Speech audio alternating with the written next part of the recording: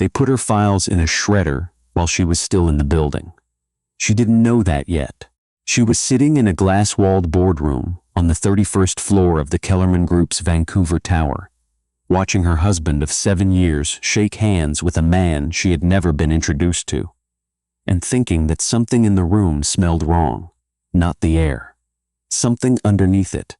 Her name was Fiona Alderton-Cross, 37 years old, founder and CEO of a clean energy infrastructure company that had, over the course of 11 years, grown from a 2-desk office in a Gastown warehouse into the largest privately held renewable energy firm in Western Canada.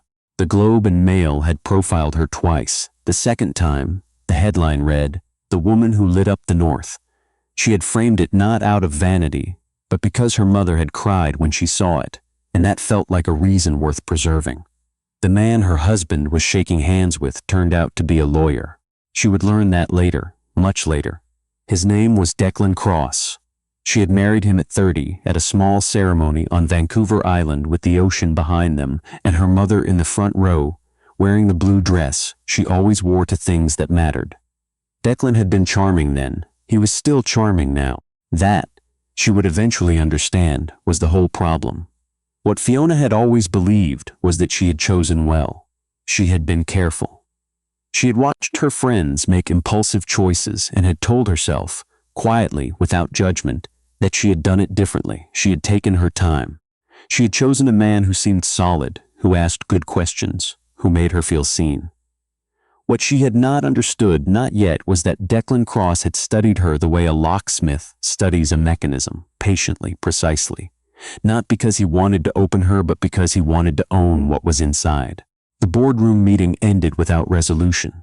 That was not unusual. What was unusual was the way Declan touched her arm afterward, light practiced, and said, "You look tired, Fee. You should go home early." She had not told him she was tired. She hadn't been until that moment. She drove home along the Burrard Bridge and watched the water through the passenger window and thought about the lawyer, about the handshake, about the smell she couldn't name. That night, she woke at 3 in the morning with her hand pressed flat against her own sternum, her heart moving too fast, some instinct firing that her sleeping brain had already processed and her waking one had not yet caught up to. She lay in the dark for a long time. Declan slept beside her, one arm thrown over his face, perfectly still. She had been feeling unwell for 6 weeks. Not dramatically, no fever, no crisis, nothing she could point to and say this, just a low, persistent wrongness. A headache behind her eyes that arrived with her morning coffee and did not leave until she was halfway through the afternoon. A fatigue that did not respond to sleep. A vague nausea that came and went without explanation, and that her doctor had attributed, twice, to stress. She was, after all, a very busy woman. The world was full of reasons for a very busy woman to feel unwell. She did not know, at 3 in the morning on a Tuesday in October, that she had been ill, not because of stress, but because of the supplements her husband had been adding to her morning smoothies for the past month and a half. A compound, sourced through a contact she would later discover, had a suspended pharmaceutical license that disrupted thyroid function, induced neurological fatigue, and, the relevant part, the part that had been the point all along, caused progressive cognitive impairment that, in sufficient doses over sufficient time, would eventually manifest as paranoia, confusion, erratic decision-making, the kind of thing that would make a board of directors very concerned about their CEO, the kind of thing that looked, in clinical terms, like early-onset breakdown, the kind of thing that could justify, quite legally, a competency review, which could justify, with the right paperwork, a forced transfer of executive authority, which meant the company, which had always been what Declan wanted, not Fiona, the company. He had planned it the way architects plan buildings, structurally, from the foundation up, every load-bearing wall in place before the first nail was driven. He had spent 8 months before the morning smoothies even began quietly cultivating relationships with 2 of her board members, a man named Gilles and a woman named Teresa, both of whom were, it turned out, more susceptible to the idea of institutional stability than they were to loyalty. He had floated the idea, carefully, that Fiona had been showing signs of strain, that he was worried, that as her husband, he felt a responsibility to the company she had built, which was also, in some sense, his family's security. He had a lawyer, he had documents, he had, in a safety deposit box in a branch of a bank in Richmond that Fiona had never been to, a set of forged medical assessments that described her as displaying marked cognitive deterioration, inconsistent with executive function. He had a woman named Priya Chandra, who worked in corporate restructuring, who had been having dinner with Declan every second Wednesday for 4 months, at a restaurant in Yaletown that Fiona had never heard of, ordering the lamb and the good burgundy and talking, between courses, about what her life would look like once everything was settled. The doctor who interrupted all of it was not supposed to be her doctor. Dr. Jonah Sutherland was a neurologist at Vancouver General. He had not been assigned to Fiona's case. He had walked past a triage room at the end of a double shift and seen, through a half-open door, a woman sitting with her hands very still in her lap, and her eyes moving in a way that he recognized in the way doctors sometimes recognize things before they can articulate what the thing is. She was there because she had driven herself to emergency after her vision blurred for the 3rd time in a week, and she had, for approximately 40 seconds, been unable to remember the word for the building she was in. The word was hospital. She had remembered it, but the 40 seconds had frightened her badly enough that she had not called Declan. She had driven herself, alone. Jonah Sutherland pulled her chart. He looked at her reported symptoms and the progression and the pattern across 6 weeks. Then he looked at the blood panel her GP had ordered 3 weeks earlier, which had flagged something that the GP had, not unreasonably, attributed to thyroid irregularity and referred on for follow-up. The follow-up had been scheduled by Declan's assistant, who had quietly rescheduled it twice. Jonah ordered a full tox screen on his own authority, citing neurological concern. He did not say this, he said, quietly. "How long have you been feeling this way?" And she told him. And he nodded and said, "When's the last time you prepared your own food? Coffee, anything. When's the last time you made it yourself?" She looked at him for a moment. "Declan makes the smoothies," she said, "every morning." Jonah said nothing. He wrote something on the notepad he still used, old habit, and then he looked up at her and said, "Mrs. Alderton-Cross, I need to ask you something, and I need you to be honest with me, regardless of how strange the question sounds," she said. "All right, is there anyone in your life who would benefit significantly from your being unable to run your company?" The room was very quiet. She did not answer for a long time. And then she said, almost to herself, he kept rescheduling the follow-up. That night, Jonah called a woman named Detective Sergeant Fiona Okafor of the Vancouver Police Department's Financial Crimes Unit. He had testified in one of her cases 2 years earlier. He trusted her. He said, "I have a patient I think is being poisoned. I think it's deliberate, I think it's ongoing, and I think the goal is corporate theft." 3 seconds of silence. Then, "Send me everything you have." What followed was not fast. Investigations rarely are. Fiona went home that night and made her own coffee and watched Declan prepare the smoothie the next morning.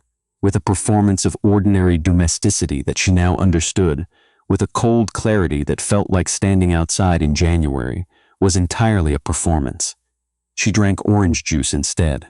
She said she wasn't hungry. She did not tell him she had been to emergency. She had decided, in Jonah Sutherland's office, that she would not tell him anything. She was very good at appearing calm. It turned out to be the most useful skill she had ever developed.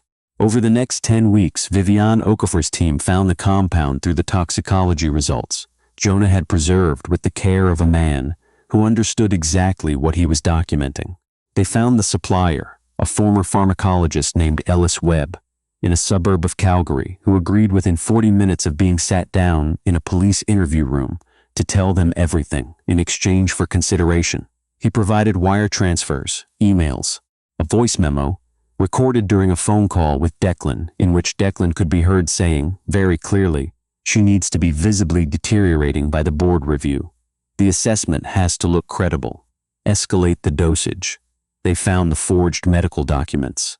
They found Priya Chandra, who had not known about the poisoning. She thought she was waiting for a man to leave his wife through legitimate channels, and who, when shown the voice memo, went very pale and cooperated fully. They found Gilles and Teresa, the board members. Neither of them had known about the compound either. They had simply been willing to believe what a charming, worried husband had told them about his wife's state of mind. And that willingness, the willingness to take a man's word about a woman's stability, without asking her directly, without looking at the actual evidence, was something Fiona would think about for a long time afterward. Not with anger, exactly. With something colder. Jonah kept her informed throughout. Not through official channels. He had no official role once he'd handed his documentation to the police. But through brief, careful conversations, always in public places, always with the implicit understanding that she was trusting him with something she had never trusted anyone with in her adult life. She was not, by nature, a trusting person. She had built something real and large and lasting through a combination of vision and extremely careful judgment, and she knew the cost of trusting wrong. She had paid it once already, in the most intimate way possible. But Jonah Sutherland was the kind of person who made you feel, not through anything performed, but through something in the quality of his attention, that your information was safe with him. On a Wednesday morning in late February, the Kellerman Group's annual investor summit convened at the Fairmont waterfront. 400 attendees.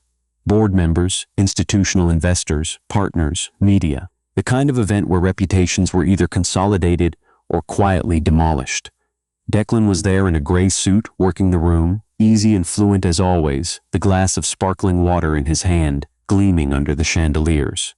He had spent the preceding weeks telling people, with enormous visible reluctance, that he was very concerned about Fiona, that she hadn't been herself, that he had encouraged her to take some time, step back, let the institution support her, but that she was stubborn as everyone knew, and he feared she would push herself past what was reasonable. He said this with the expression of a man, carrying a private burden with quiet dignity. He was very convincing. At 9:47 in the morning, the main doors of the ballroom opened. Fiona Alderton-Cross walked in. She wore a charcoal blazer and pressed trousers, and her hair, the way she always wore it at these events, back and clean. And she moved through that room the way she had always moved through rooms. Not fast, not urgent, simply as though the floor had always been hers, and she had merely been elsewhere for a moment. She was the clearest-eyed person in the building. The room did not erupt. That was not the Fiona Alderton-Cross way, and everyone in that room knew it.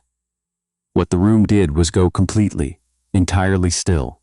The kind of stillness that happens when something true enters a space full of performance. She walked to the front. Declan saw her when she was halfway across the ballroom. His glass did not fall. He was too controlled for that. But the color moved out of his face in a way that several people would describe afterward, and the hand holding the glass tightened until the knuckles showed white. Priya Chandra, standing near the far wall, made a sound that she would not be able to explain later, even to herself. Fiona reached the podium. She looked out at 400 faces. "Good morning," she said. "I know some of you have heard I haven't been well. I appreciate the concern. I want to address it directly, because this company was built on the principle that we don't let important things go unspoken in important rooms." She paused. "I have been unwell, deliberately so. Over a period of approximately 10 weeks, I was administered, without my knowledge or consent, a pharmacological compound designed to produce the appearance of cognitive and neurological deterioration. The purpose was to render me unfit for executive duty in the eyes of this board and this institution, so that control of the company I founded could be transferred." She looked up. "The person who arranged this was my husband." The room did not make a sound. "I am presenting this to you now, rather than allowing it to be handled quietly and privately, because the attempt was made in this building against this institution, and you have a right to know. You also have a right to see the evidence, which is substantial, and has been in the hands of the Vancouver Police Department's Financial Crimes Unit for the past 8 weeks. The doors on both sides of the ballroom opened simultaneously. Detective Sergeant Viviane Okafor walked in through the main entrance. Behind her were officers who had been in the room for 2 hours already, stationed at different tables in business attire, who now stood. Jonah Sutherland walked in from the side entrance. He stopped near the back of the room. He did not look at Fiona. He looked at Declan, the way a person looks at something they have understood for a long time. The screens around the ballroom, normally used for presentation slides, lit up. They showed the wire transfers, the chemical analysis, a transcript of the voice memo, and then the audio played in that enormous silent room, through speakers designed for keynote addresses, with perfect clarity. She needs to be visibly deteriorating by the board review. The assessment has to look credible. Escalate the dosage. Declan's voice. Unmistakable, unhurried, the voice of a man who believed he was entirely safe. What he said next in the ballroom was, "This is Fiona, whatever they've told you, whatever you think you."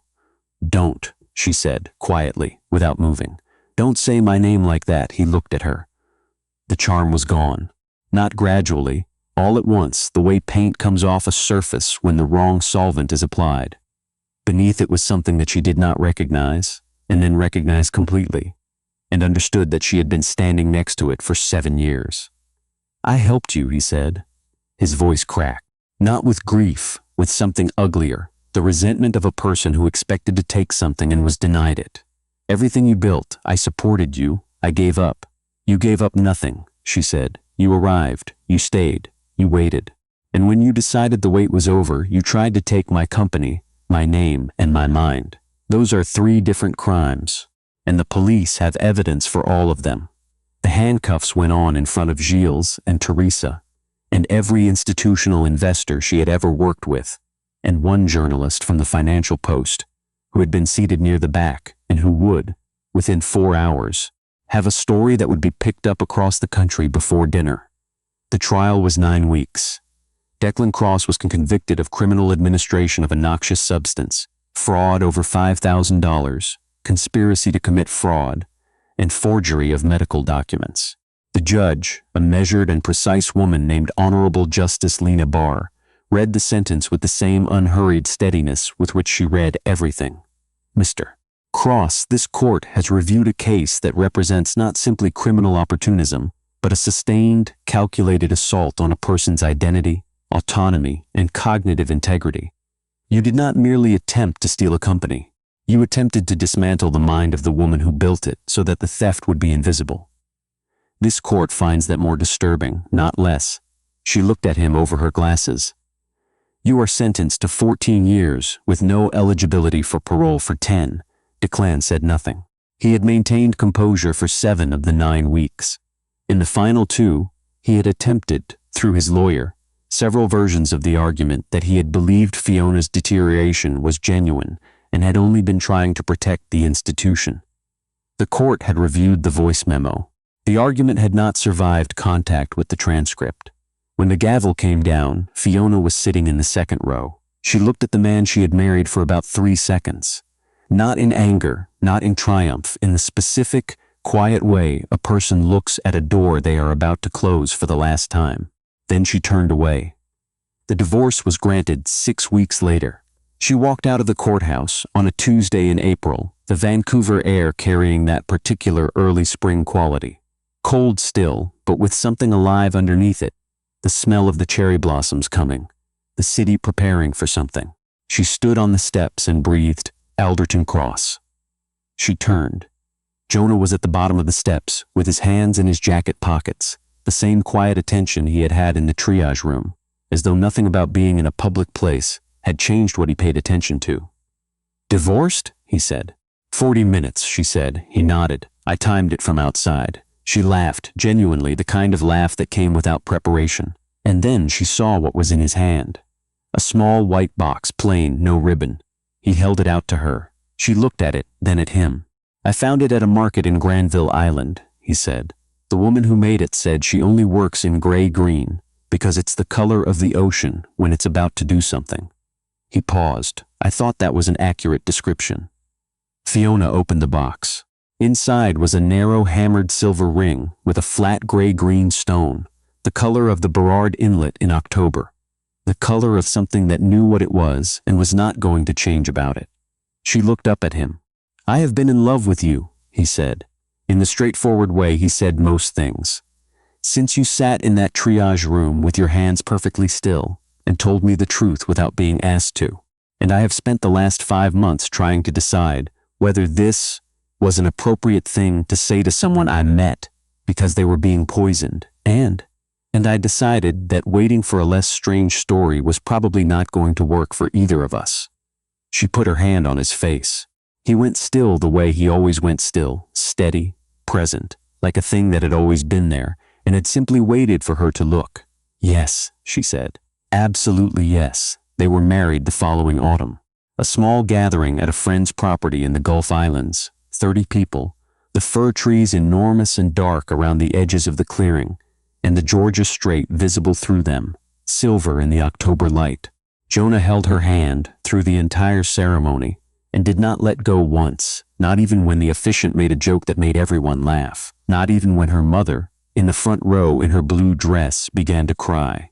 During the vows, he said, "I want to spend my life standing next to someone who tells the truth in hard rooms.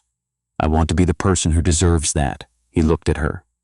"You taught me what that means. I'd like to spend a long time learning the rest of it from you." And she said, "You saw me when I couldn't see myself clearly. You didn't use that. You gave it back to me. I don't have a category for that yet, except that I want it for the rest of my life." Somewhere behind them, someone knocked over a folding chair, and someone else laughed, and the officiant lost her place briefly, and none of it mattered at all. Afterward, in the photographs, there is one that Fiona keeps on her desk. Not the formal one. The one someone took without asking, where she and Jonah are standing with their backs to the camera, looking out at the strait, her head tipped slightly toward his shoulder, his arm around her, both of them still. The water behind them is that particular gray-green she now knows by name. She sent Declan Cross one photograph every year, not from cruelty, from a belief that the truth is the truth even inside a prison cell, and that a man who tried to take everything should have to understand, with clarity and in full, what everything actually was. The first showed her at her desk on the 31st floor, the window behind her bright with morning, the kind of morning she had earned. The last, so far, showed her and Jonah on the deck of a small house they'd bought together on the Sunshine Coast, her laughing at something off-screen, their son, born the previous spring and named Willem, standing beside her in rain boots, 2 sizes too large, looking at the camera with the unimpressed gravity of a child who has not yet learned to perform for photographs. It was the expression on her face that mattered. Declan put the photograph face down on the cot the same way he put all of them down. Then he sat in the silence that he had made, the silence that stretched in every direction without end, and which was, entirely, his own. Fiona's company reached the public markets the spring after her marriage. The IPO was the largest in the clean energy sector in Canadian history. She rang the opening bell in Toronto on a Thursday morning, Jonah beside her, Willem asleep in a carrier against her chest, unimpressed by history as always. In her CEO letter in the first annual report, she wrote what she had always believed, the thing her mother had told her once during a power outage when she was 9 years old and frightened of the dark. 12 words. She wrote them without drama, at the bottom of the page, as the last thing she wanted anyone to read. The light does not abandon you. It waits for you to rebuild the circuit.